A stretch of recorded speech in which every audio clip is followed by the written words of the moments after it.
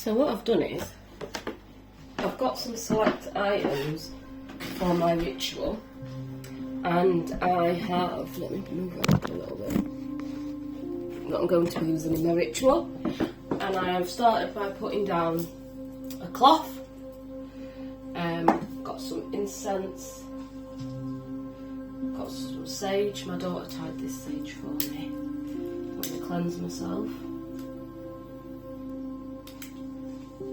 I've also got a candle which I light when I do prayer to myself. I've got an egg because I'm going to do some egg ritual with this. I've got some herbs, some pieces of nature, which I have a rose, a starfish, a little dried out starfish, some seaweed, crystals, shells. This, it's got my dad's funeral flowers in there, which I'm called towards to work with today. Some natural crystal.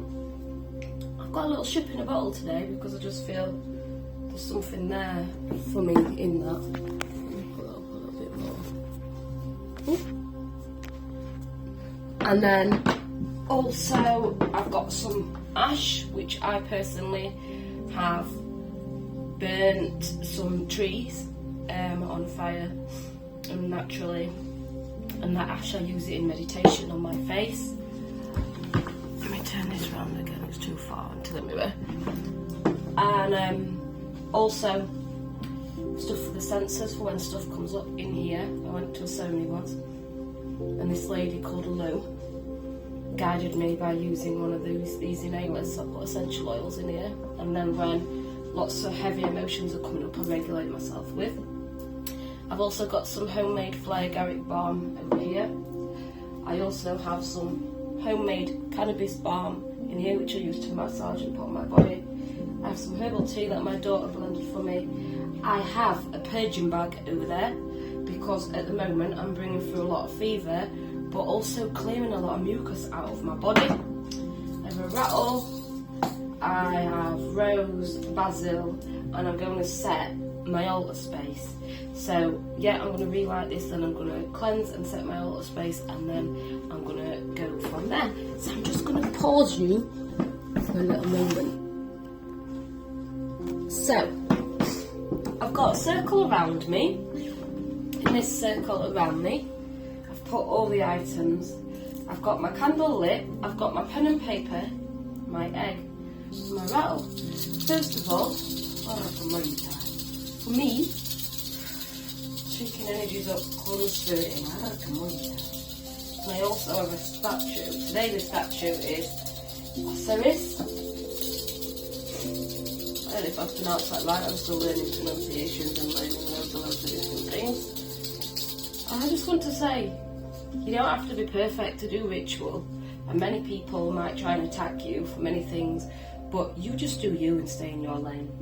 One thing I also want to say is, although there are these people out in the world giving assessments to different people from different ethnicities, different lands and different psychological belief systems, they're not actually qualified to be assessing people's philosophy,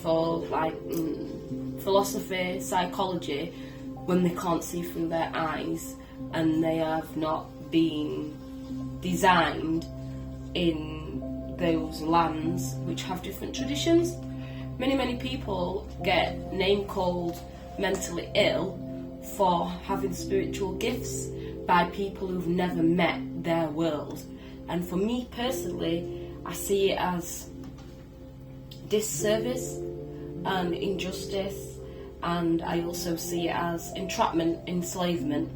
And I feel that in order for people to be able to be really freed from being seen as crazy, they need to be able to practice more open and just speak about things and recognise that people often do attack what they don't understand, and hold your boundaries and don't take it anymore, you know.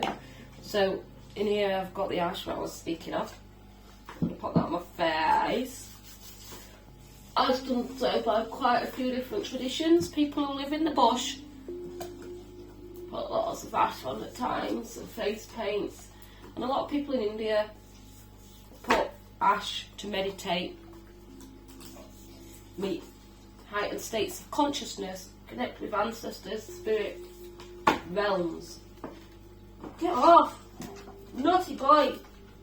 Naughty boy, he's eating my starfish, the dog. Is he naughty? I'm going to put that there so that he can't get that. So yeah. Right. I've got ash all over the place. So, from here, my egg.